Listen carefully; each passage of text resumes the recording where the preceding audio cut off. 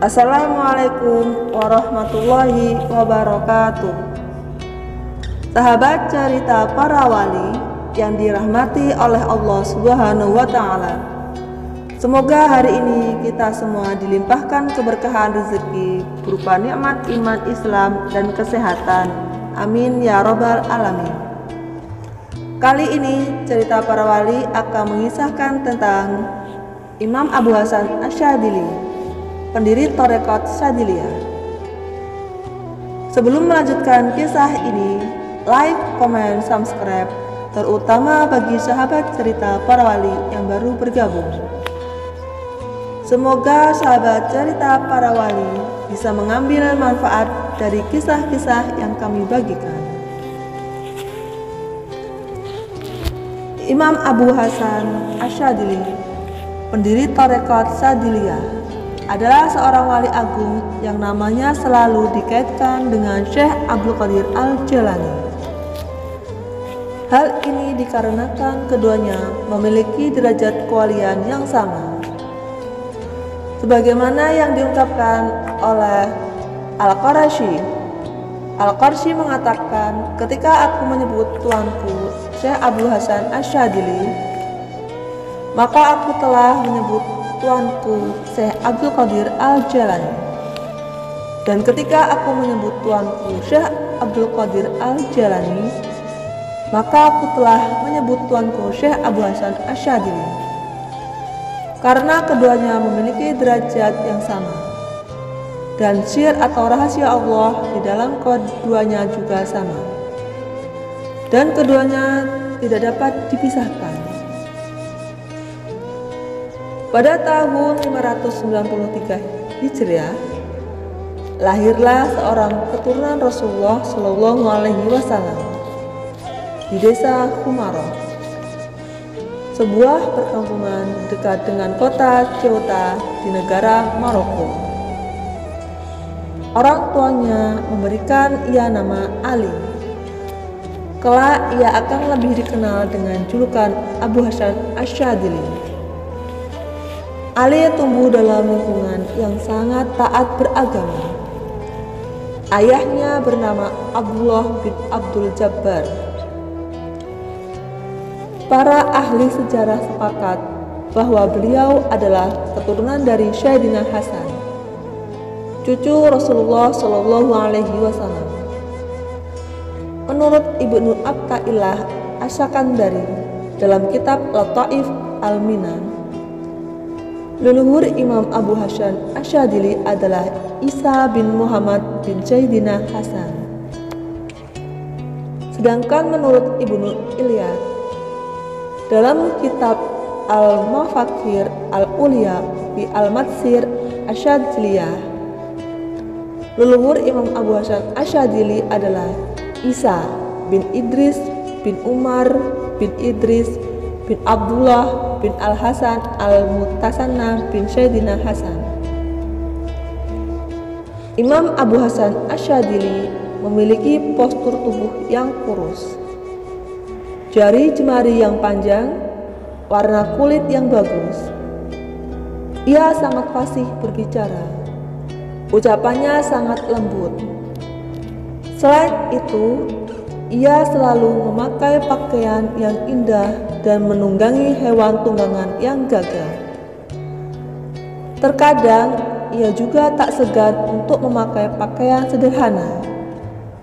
Akan tetapi, beliau tidak memakai pakaian yang tambal sebagaimana beberapa kaum sufi lainnya. Perjalanan keilmuan awalnya, Imam Abu Hasan Asyadzili mengambil sanad ilmu tasawuf kepada Syekh Abu Abdillah Muhammad bin Harazim 633 Hijriah di negara Maroko.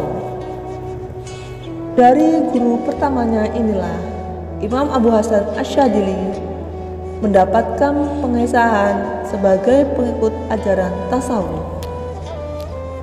Kemudian Imam Abu Hasan Asyadzili berkelana ke negara Tunisia. Di negara Tunisia inilah ia melanjutkan berguru kepada Syekh Abu Sa'id Khalaf bin Yahya At-Tamimi Al-Badri 628 Hijriah. Kedua guru agung Imam Abu Hasan Asyadili adalah dua murid kesayangan Syekh Abu Madian Al-Maghribi. Selanjutnya pada tahun 618 Hijriah, Imam Abu Hasan Asyadili berguru kepada Abu Al-Fath Najmuddin Muhammad Al-Wasit 632 Hijriah, seorang murid dari Syekh Ahmad Ar-Rifai. Di akhir pertemuan guru dan murid inilah Syekh Abu Al-Fath Najmuddin Muhammad Al-Wasit berpesan, "Engkau mencari seorang wali kutub di negara Irak, padahal wali kutub tersebut menetap di negaramu di Maroko. Kembalilah ke negara asalmu, niscaya engkau akan bertemu dengan wali kutub di sana." Atas pesan gurunya, Imam Abu Hasan Asyadili pun bertandang ke negara asalnya untuk mencari sang wali kutub. Imam Abu Hasan Asyadili menceritakan pengalaman spiritualnya berguru kepada sang wali kutub yang bernama Syekh Abdus Salam bin Masyi, sebagaimana yang dicatat oleh Ibnu Ilyad dalam kitab Al-Mafakir Al-Aliyah fi Al-Madsir Asyadiliyah. Aku bertemu dengannya ketika ia menetap di pucuk gunung. Ketika aku melihatnya, aku pun bergegas untuk mandi seraya berniat dalam hati bahwa aku adalah seorang yang tak memiliki ilmu sedikit pun, agar ia mau mengajarkan ilmu tasawuf kepadaku. Ketika aku mendatanginya, ia berkata, "Selamat datang wahai Ali bin Abdullah bin Abdul Jabbar." Kemudian ia menyebutkan silsilah nasabku hingga Rasulullah Shallallahu Alaihi Wasallam seraya berkata, "Wahai Ali, engkau datang kepadaku dengan hati yang butuh terhadap ilmu dan amal, maka engkau berhak untuk mendapatkan dariku ilmu dunia dan akhirat." Aku terkejut dengan apa yang aku alami. Aku pun berguru kepadanya selama beberapa hari hingga aku sampai pada derajat futuh atau terbuka mata hati. Selama aku berguru kepadanya, aku menemukan banyak keramat dan khariqul a'dad yang keluar darinya. Suatu ketika aku duduk bersamanya, dan ketika itu ada seorang anak kecil yang duduk di sisi Syekh Abdus Salam bin Masyi.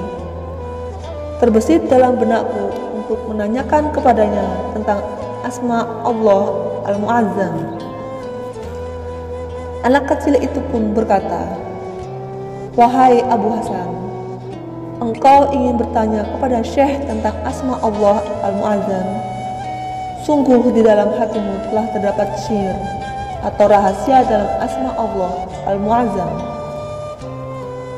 Kemudian Syekh Abdus Salam bin Masyi tersenyum seraya mengatakan, "Itulah jawaban yang engkau dapatkan." Syekh Abdus Salam bin Masyi berkata, "Wahai Ali, berjalanlah menyusuri luasnya benua Afrika. Kemudian menetaplah di sebuah desa bernama Syadiliyah. Niscaya kelak Allah akan memberikanmu gelar Asyadili." Tak jarang Imam Abu Hasan Asyadili menemukan banyak rintangan. Di antara rintangan terberatnya adalah fitnah dari Abu Qasim bin Barak. Awalnya, ia memulai berdakwah di ibu kota negara Tunisia dengan menetap di sebuah rumah di dekat Masjid Al-Bilad. Ia banyak berkumpul dengan ulama besar Tunisia seperti Abu Hasan Ali bin Makhluf Asy-Syadili, Abu Abdullah Asy-Syabuni, dan sesamanya. Dalam waktu yang singkat, berbondong-bondonglah para ulama untuk belajar kepada Imam Abu Hasan Asy-Syadili. Hingga kabar ketenaran Imam Abu Hasan Asy-Syadili menimbulkan kedengkian di hati Abu Qasim bin Barok, yang saat itu menjabat sebagai pakar ahli fikih kenamaan di negara Tunisia.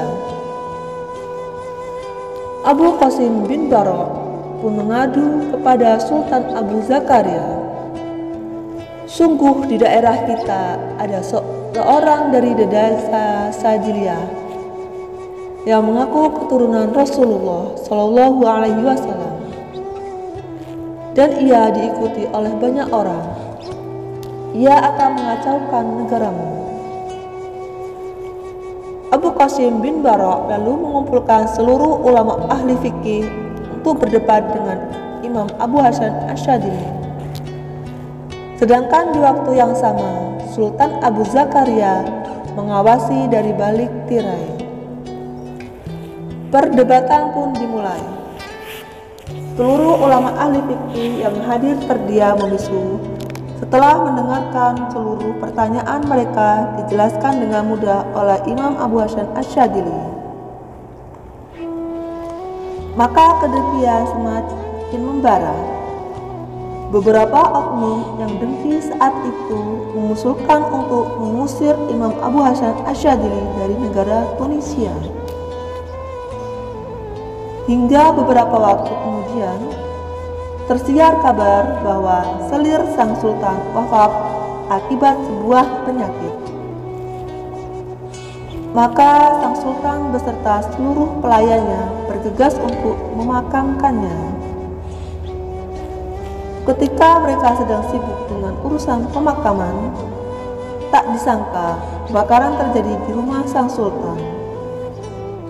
Hingga api berhasil melahap banyak harta dan barang berharga di rumah sang sultan. Melihat hal tersebut, sang sultan pun merasa bahwa ini semua terjadi akibat perbuatan buruknya kepada Imam Abu Hasan Asy-Syadili. Sultan Abu Zakaria pun bergegas meminta maaf dan mencium tangan Imam Abu Hasan Asy-Syadili. Setelah kejadian tersebut, Imam Abu Hasan Asy-Syadili memilih untuk berpindah ke negara Mesir. Sedangkan kelak Abu Qasim bin Barok pada akhir hayatnya ditimpa musibah berupa sia-sia seluruh ilmunya, durhaka anak-anaknya, dan meresahkan kezaliman di masa senjanya. Ini semua terjadi karena ia telah memusuhi Imam Abu Hasan Asy-Syadili yang juga seorang kekasih Allah semasa hidupnya. Kedekatannya dengan Syekh Izzuddin bin Abdissalam, kedatangan Imam Abu Hasan Asy-Syadili di kota Alexandria telah menjadi lentera ilmu yang tak kunjung padam. Duduk bersimpuh di majelis ilmunya beberapa ulama besar di zamannya. Di antaranya adalah Syekh Izzuddin bin Abdissalam, Syekh Taqiyuddin bin Taqi al-Adid, dan sesamanya. Di antara kisah menarik dari Imam Abu Hasan Asy-Syadili dengan Syekh Izzuddin bin Abdissalam adalah suatu ketika Imam Abu Hasan Asy-Syadili menghendaki untuk berangkat haji bersama pengikutnya. Sedangkan waktu itu sedang terjadi penyerangan bangsa Tartar di Timur Tengah. Oleh karena itu, Syekh Izzuddin bin Abdissalam memfatwakan untuk menunda keberangkatan haji. Imam Abu Hasan Asy-Syadili mendatangi Syekh Izzuddin bin Abdissalam. "Wahai Syekh, seandainya dunia dijadikan hanya sejengkal tanah dan diberikan kepada seseorang, apakah boleh ia berpergian ke tempat yang dikhawatirkan? Maka Syekh Izzuddin bin Abdussalam menjawab, barang siapa yang diberikan anugerah demikian, maka ia terbebas dari fatwa atau larangan berhaji. Sungguh aku bersama Allah, Zat yang tiada Tuhan selain Dia, dan Dia telah menjadikan dunia sebagai sejengkal tanah. Ketika aku melihat hal yang berbahaya bagi seseorang, aku akan menolongnya dan memberinya rasa aman. Dan wajib adanya maqam sederajat di antara kita di hadapan Allah, agar engkau memahami apa yang aku maksudkan. Ujar Imam Abu Hasan Asyadzili. Kemudian para pengikutnya pun berbondong-bondong untuk berhaji bersama Imam Abu Hasan Asyadzili. Akhir hayat Imam Abu Hasan Asyadzili, sejak kedatangannya di negara Mesir, Imam Abu Hasan Asyadzili telah mendapatkan isyarat mengenai tempat wafatnya. Suatu ketika ia bermunajat, duhai Tuhanku, Engkau telah menempatkanku di negara bangsa Koptik. Semoga Engkau wafatkan aku di antara mereka, sehingga dagingku bercampur dengan daging mereka, serta tulangku berkumpul dengan tulang mereka. Kemudian terdengarlah sebuah suara, wahai Ali, sungguh kelak engkau akan diwafatkan di tempat yang tidak pernah dipakai untuk bermaksiat kepada Allah. Di akhir hayatnya, Imam Abu Hasan Asyadzili berangkat untuk menunaikan haji. Akan tetapi, di tengah perjalanan ia mengalami sakit parah. Sebelum wafatnya, Imam Abu Hasan Asyadzili berwasiat untuk istiqomah membaca hizib Bahar. Jagalah hizib Bahar untuk anak-anak kalian.